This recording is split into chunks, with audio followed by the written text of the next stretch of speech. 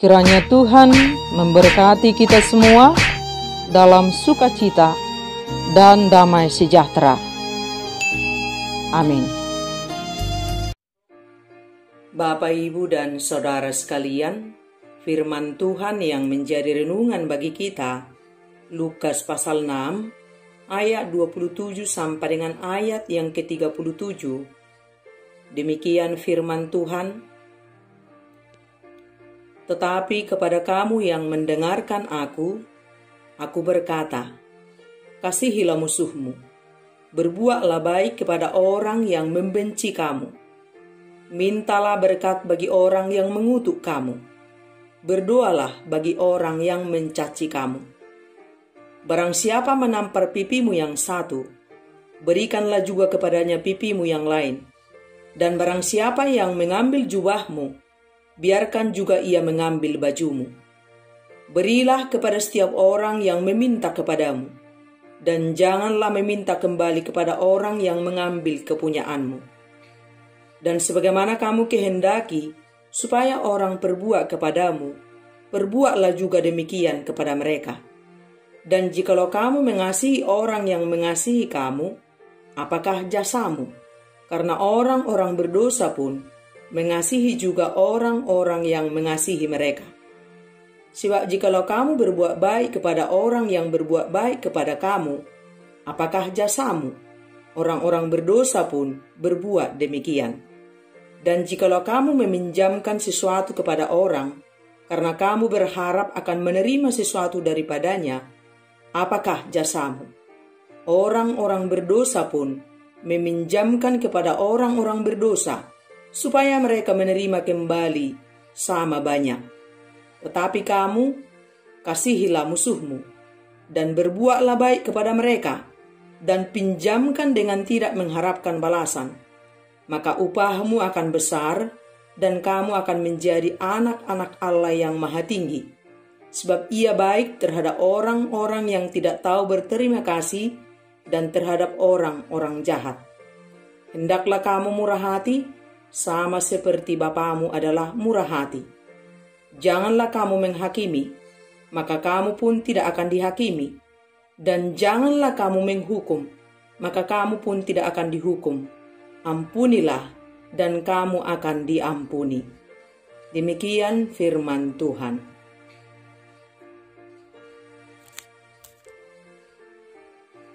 Bapak, Ibu, dan Saudara sekalian, kita semua tahu dan kita merasakan dilukai itu sakit, dijahati itu sakit, difitnah apalagi itu sangat sakit. Oleh sebab sakit, saat kita dilukai, saat kita dijahati, saat kita difitnah, kedagingan kita memberontak ingin membalas. Tetapi setelah kita membalas, kita malah makin sakit dan tidak tenang, dan kehilangan sukacita dan damai sejahtera. Pernah tidak kita bertemu dengan orang yang punya mulut jahat? Saat kita memilih tetap diam, membiarkan mulut jahatnya ribut dengan kata-katanya yang menyakitkan, kita tetap tenang, kita tetap sukacita, kita tetap damai.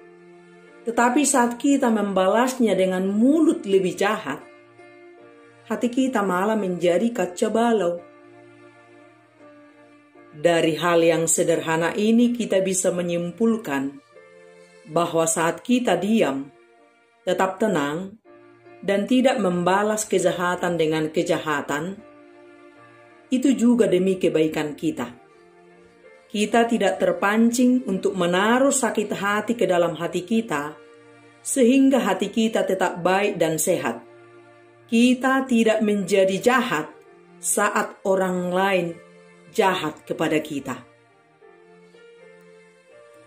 Bayangkan bila setiap waktu kita berhadapan dengan orang-orang toksik, orang-orang beracun, saat kita terpancing dan menjadi sakit hati, ingin membalas, betapa menyedihkan hidup kita. Kita masukkan semua sampah, racun ke dalam hati kita. Akibatnya hati kita menjadi sakit dan kita kehilangan sukacita dan damai sejahtera dalam kehidupan kita. Dan kita ingat, kita tidak bisa membuat orang selalu suka dan baik kepada kita. Tetapi saat orang jahat kepada kita, kitalah yang punya kendali atas hidup kita. Terserah orang mau berkomentar buruk kepada kita, menjelek-jelekkan hidup kita, memfitnah kita. Kita punya hak untuk hidup damai dan sukacita dan memilih masa bodoh dengan mulut orang jahat kepada kita. Kita tidak bisa melarang orang melukai kita, menjahati kita, memfitnah kita. Kita tidak bisa menghentikan perkataan jahat yang dilontarkan orang kepada kita. Tetapi kita punya kendali atas hati kita sendiri. Jangan mau minum racun sakit hati. Tetapi berusahalah untuk mengampuni orang yang berbuat jahat kepada kita, yang bersalah kepada kita. Dan selama kita hidup, kita akan selalu berinteraksi dengan beragam sifat dan karakter manusia. Dan tidak selamanya kita bertemu dengan orang-orang baik, sekalipun kita sudah sangat baik. Kalau dalil dunia, yang baik ke kita baik-baiki, yang jahat ya balas lagi dengan yang jahat. Kalau dia tampar kita, kita tampar lagi. Kalau dia benci kita, kita benci lagi. Tidak ada kamus, sudah dijahatin, didiamin aja, enak banget. Menanglah dia, kitalah yang sikala-kala. Itu dalil dunia.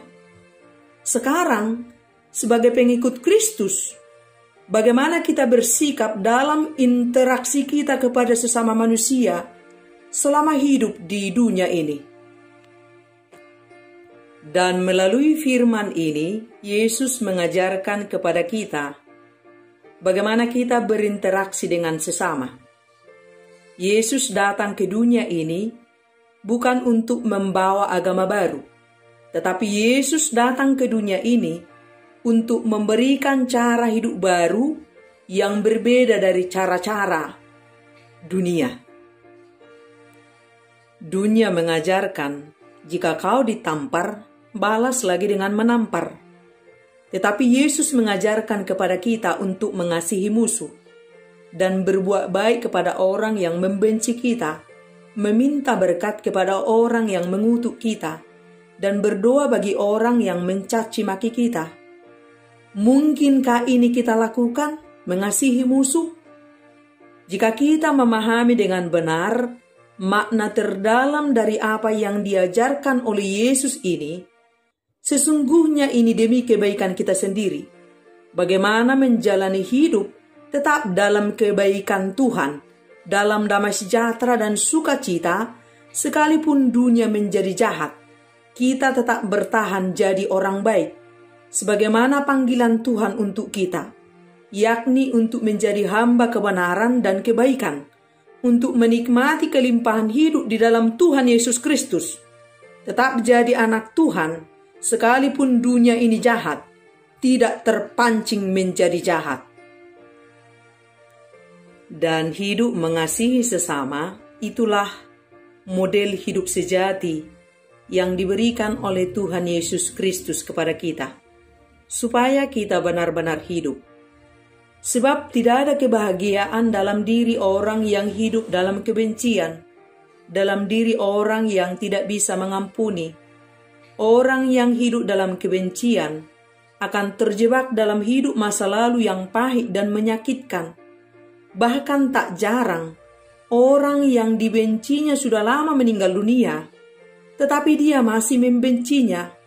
Seumur hidup dikuasai oleh kebencian. Betapa menyedihkan kehidupan seperti ini. Dan bagi orang yang mampu mengampuni, kelegaan, sukacita, damai sejahtera ada di dalam hatinya, dan dialah yang menikmati kehidupan yang sejati. Betul, kita semua mengakui sangat-sangat sulit untuk mengasihi musuh. Mungkinkah kita mampu mengasihi musuh? Apa yang mustahil bagi kita, itu sangatlah mungkin bagi Tuhan. Kita lakukan yang menjadi bagian kita, dengan berdoa dan memohon kekuatan kepada Tuhan untuk memampukan kita untuk memaafkan dan mengasihi musuh. Tanpa Tuhan, kita tidak pernah bisa mengampuni, sebab membalas kejahatan dengan kebaikan adalah pekerjaan ilahi. Hanya dengan kita tetap menjadi anak-anak Allah, mengizinkan Tuhan bertahta dalam hati kita, dan Tuhan memampukan kita mengasihi musuh. Sebaliknya, saat kita hidup dalam kebencian, itu sama dengan mengizinkan iblis bertahta dan berkuasa dalam hati kita dan mendorong kita untuk melakukan dosa dengan membalas kejahatan dengan kejahatan. Bahkan lebih sadis dari itu, iblis memakai kita untuk membalas kebaikan dengan kejahatan. Oleh sebab itu, jangan pernah menyesal saat kita berbuat baik kepada orang yang jahat, tetapi menyesallah saat kita berbuat jahat kepada orang baik. Sebab setiap perbuatan ada upahnya. Apa yang kita tabur, itulah yang kita tuai. Kalau kita tidak mau menuai yang buruk dalam hidup kita, jangan membalas kejahatan dengan kejahatan. Karena saat kita membalas dengan kejahatan, kita sedang menabur kejahatan. Dalam firman dikatakan, dan sebagaimana kamu kehendaki supaya orang perbuat kepadamu, perbuatlah juga demikian kepada mereka. Perbuatlah kepada orang lain apa yang kamu kehendaki diperbuat orang lain kepadamu. Pilihan ada di tangan kita. Sekalipun orang berbuat jahat kepada kita, kita mau membalas kejahatan dengan kejahatan, atau kita mau tetap melakukan yang baik kepada semua orang. Jangan ikut berdosa saat orang melakukan dosa, dan tetaplah baik. Saat kita membalas kejahatan dengan kebaikan, dosa menjadi bisa diminimalisir, dosa tidak berkembang. Dan upah kita besar saat kita mampu mengasihi musuh. Kita akan menjadi anak-anak Allah yang membedakan kita dengan orang-orang duniawi. Kesatuan kita dengan Kristus akan memampukan kita untuk mengasihi musuh. Dia akan beri kita kasih-Nya secara melimpah untuk hidup mengasihi, termasuk mengasihi musuh. Tujuannya supaya kita tetap jadi anak-anak-Nya, anak-anak yang baik. Dan Dia sudah lebih dahulu mengasihi kita dengan segala kejahatan kita. Dia mengasihi kita tanpa batas, tanpa syarat, supaya kita menjadi anak-anak-Nya. Allah kita itu Allah yang murah hati. Biarlah Dia yang bertahta di hati kita, dan kita diberinya kasih-Nya dan kemurahan-Nya untuk mampu mengasihi sesama tanpa batas, tanpa syarat, tanpa menilai. Allah kita itu adalah kasih, dan setiap orang yang mengenal Allah adalah orang yang melakukan perintah-Nya, yakni hidup mengasihi. Dan orang yang hidup dalam kebencian tidak mengenal Allah. Sebagai anak-anak Allah, kewajiban kita adalah hidup mengasihi, menghakimi, membalas, menghukum, bukanlah hak kita. Itu adalah hak Tuhan. Membenci merugikan diri kita sendiri, dan seseorang tidak akan pernah bahagia apabila dikuasai oleh kebencian. Dan kemenangan terbesar adalah ketika kita berhasil mengampuni dan mengasihi musuh. Menang tanpa mengalahkan, tanpa melawan, tanpa membalas. Itulah mengasihi musuh. Dan mari kita merawat diri kita sebagai orang yang sangat berharga, yang sudah ditebus dari dosa dengan kemurahan Allah untuk hidup dalam kebenaran menuju kehidupan yang kekal. Setiap waktu mari kita pastikan Tuhan yang bertahta dalam hati kita, supaya kita dimampukan untuk menjadi anak-anak-Nya.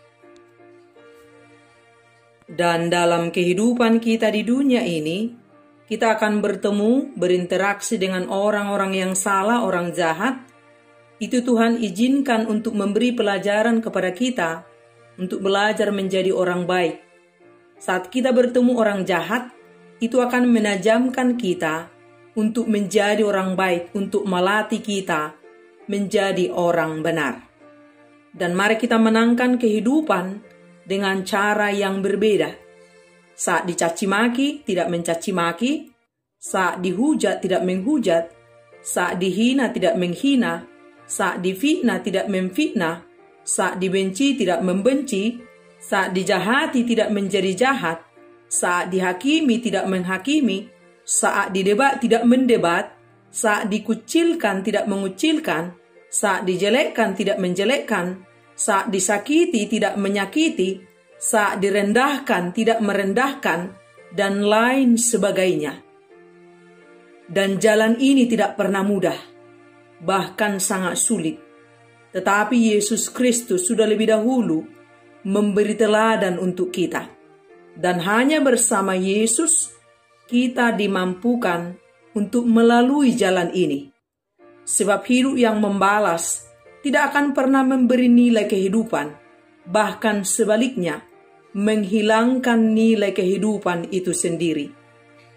Mari kita mengasihi tanpa dikasihi, memberi tanpa dihargai, berkorban tanpa tanda jasa, mengalah untuk menang, memaafkan untuk kedamaian hati, memikul salib setiap hari, sampai hari perhentian kita dari dunia ini, dan upah kita besar di surga.